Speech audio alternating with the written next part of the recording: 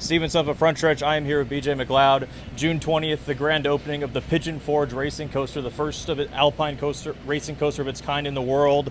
It's on your car this weekend. It was on your truck at Charlotte a couple weeks ago.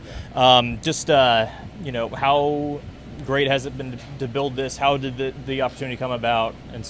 And what has the first week of operation been like? Yeah, so basically when we sold the full-time part of our business, the charter for the Cup team in 2023, we knew we were going to be part-time, and we thought we might take some time off from starting anything new, and Jessica and I were sitting at the lake house for 2 weeks, and sometime in that period we were like, you know what, we need a new project. So I called a friend that I've had for almost a decade now in Pigeon Forge, and he's in several different businesses over there. And Jessica and I's passion for Pigeon Forge has been growing since 2005. We've been visitors over there, and we bought land there and a cabin in 2021, I think, or maybe 2022, and just really enjoyed the area. And I'm the kind of person that wherever I have a home, I kind of want a business to check on and look at it. And we didn't have one in Pigeon Forge, so when we decided that we were going to, branch out and do some more stuff, I reached out to my buddy Teddy and said, hey,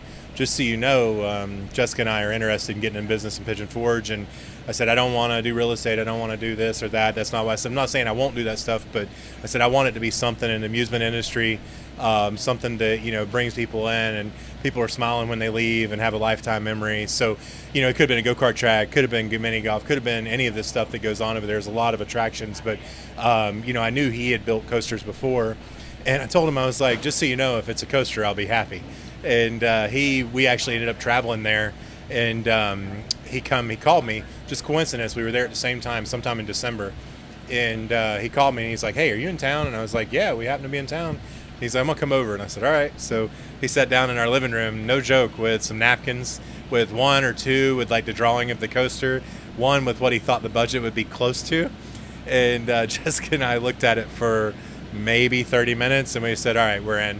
So that's how it started. And then fast forward a year and a half from that moment, we're grand opening and seeing people ride for the first time and being a part of it, knowing we're part owners, and bringing the racing aspect to it, being the first of its kind, like truly special beyond words. Like it's just it's an awesome business to be a part of, and for us it's about being a part of that community and making people happy that are coming there and spending family vacations there, and it's just been truly special. You get to set your own speed. You race against others when using it. In the first week, do you know what the time record, the speed record is, and have any other high-profile people, maybe NASCAR drivers, come to try it out? Yeah, we haven't had any other NASCAR drivers there yet, but that is in the plans.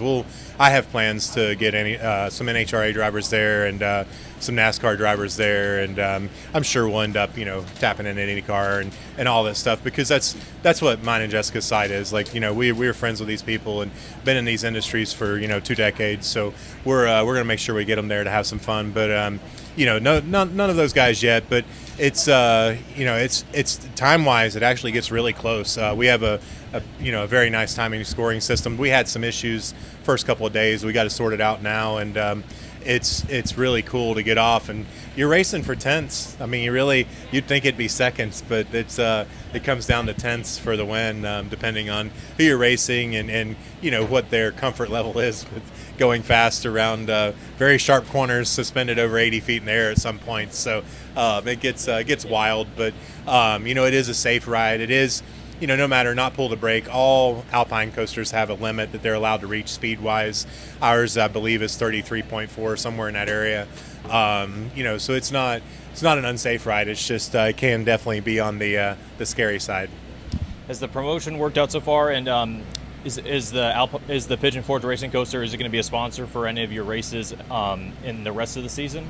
Yeah, I mean, I'm running that because I love it. And it's one of our companies, and I love the scheme, and it felt really good the first one we put it on Talladega Cup race. I walked in and saw it on the car, and I'm like, man, that just matches me. Like that's my personality all the way around. So, and in this case, we own part of the business. So I don't know exactly what races we'll have it on, but it will for sure be a mainstay in the sponsor side of the racing that I do. You sold the charter a year and a half ago. You said that this was able to help fund this. What other projects have you been involved in that you've been able to do with that sale? Yeah, we've been real estate people for 2 decades. We hit or miss. We may take a year or two off, but we're always messing around with different real estate opportunities, whether it's triple net or commercial or residential. So we've done some more of that stuff. Basically, is the only thing that we've done other than the coaster. But we have another idea on the horizon we're working on now. We'll see if it comes to fruition or not. But looks like it'll definitely be something else different than we've ever done, and looking forward to seeing if that comes together. I assume that deciding to sell it was the right decision. No buyer's remorse from it. Oh no, man! They ain't not 1 second was I worried. I mean, we committed to a very big project in 25 minutes with a very simple business plan. It was literally on napkins. That's not an exaggeration, but what made it go through was mine and Jessica's belief in our partner Teddy, and the town and the area, the families and the people that I've met there over my 2 decades of traveling there. That's where it wasn't even a question. When we had the opportunity and had the space and the land, which is incredibly hard to get, it was over. Like we were in, and no regret at all. So you have a partial Cup schedule each year now. Is there any other? And you ran the Spire Truck race at Charlotte. Is there any other racing you do outside of NASCAR? No.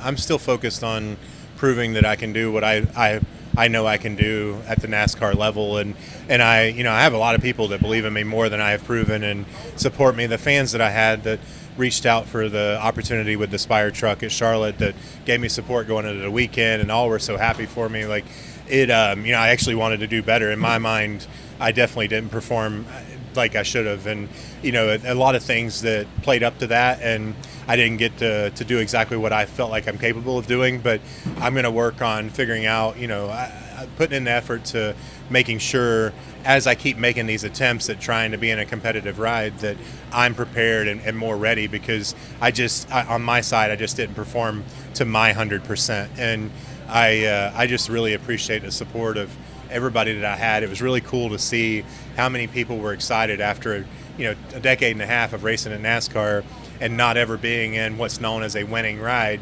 I had a chance to do that, and the people that support me was incredible. Like, it was massive, the like I said, the support I had. So I'm excited to learn what I did wrong there, learn from it, and work on trying to close that in and make it better for whatever's next.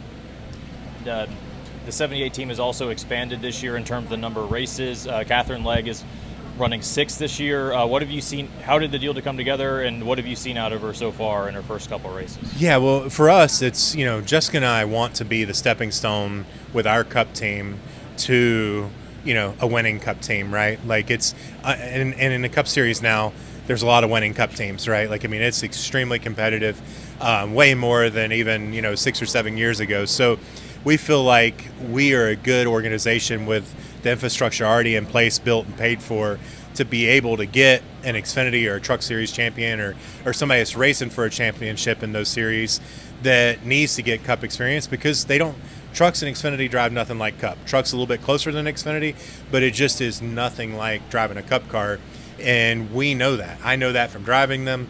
She knows that from listening to me, and it's like, well, we already have millions and millions of dollars worth of infrastructure in place, so we want to be a stepping stone to help somebody that's chasing a championship in Trucks or Xfinity, that knows they're going to be a Sunday driver, or at least aspires to be, and help them get starts that maybe speeds up the 100-race win curve that we see by a lot of your superstars, right? Like, it takes a long time when you get in Cup to win your first race. It's just difficult. So we're hoping to be that stepping stone, and Katherine helped us get that off the ground by giving us a chance and coming to us. And I was, when it was proposed to me, I was instantly in, because I followed Katherine. I'm an Indy 500 fan, and I actually was watching live I think it was 2023 when she made it, barely scraped the wall a little bit and still got in the race. And I'm like, man, that's just insane. But if you look at her career, she's done a lot of cool stuff for over 2 decades. She's a real racer. She's hardcore. She never gets tired in the race car. Like, she's just physically fit. She works hard at what she does. And for us, that's what I need. If I see that, I'll help you no matter what. I don't care if we're jumping in and it's the Cup Series, and yeah, it's hard, but it's like, you know what, your partners are best taken care of in the Cup Series because there's the most exposure there. We can get them the best return for their money, and that's the ultimate goal, is to be at the top level. So if with her partners and her drive, as long as they've got that and they're happy with us, we're excited to work with her and prove what we can do. And to be that team, that stepping stone up to Cup, is there any drivers you guys have tried reaching out to for an opportunity? And who are the most impressive drivers, not in Cup, that are working their way up right now? There's a lot that are impressive, and I wouldn't want to try to name them all. I have not reached out to anybody to try to do that yet because we were in 24, we were kind of just doing our thing and laying the groundwork as a part-time team and making sure we had everything the way we wanted it. 25, it's like, okay, now we're ready. And fortunately, Katherine and us got together in March, right? So, we haven't had to reach out to anyone and try to figure that out. But, if she moves on or goes somewhere else or, something like that, I would be looking for someone to, have sponsorship to put with Jessica and I and keep doing this on a part-time basis, trying to develop someone. And, I've told him personally, and I've said it publicly, but Raja is like the example of what I'm looking for, because he's a Truck Series winner. He's chasing a Truck Series championship, and I 100% believe he'll be a Sunday winner, right? So if we could help speed that curve up by putting a good partner with him and getting him some seat time in a car he knows he doesn't have pressure in. He knows the car is a 30th place car on average. It's really just about him going there and learning the nuances of a Cup race and how long they are and how hard they are to get physically fit for, and all the above. It's somebody like that we're looking to work with. So 2026, that will be sponsor dependent.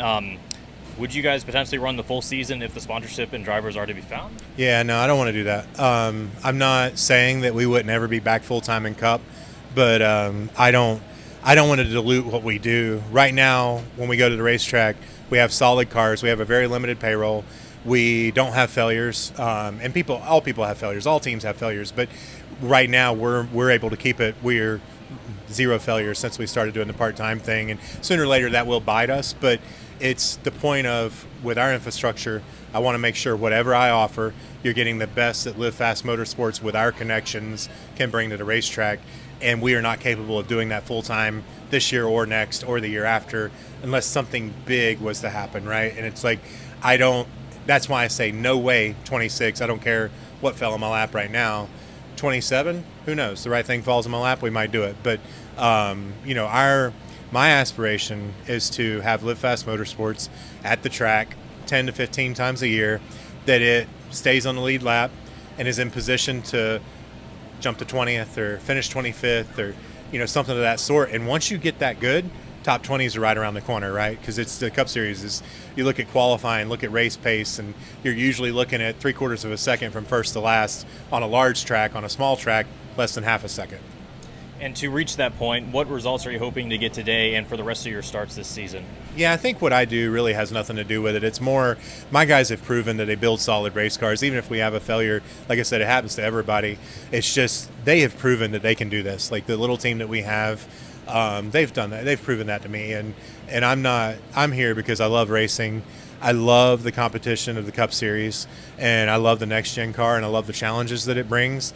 And this is where I want to be. So these weekends are more about fun for us and just have a good time. And then when Katherine's in the car, we put our business caps on and make sure we take care of her. All right. Well, thank you for your time, and have the best of luck this weekend. Thank you. Appreciate you coming out. Thanks. Jared Haas with Frontstretch.com. Come back more for some great racing video content. And if you like us, don't forget to hit that subscribe button.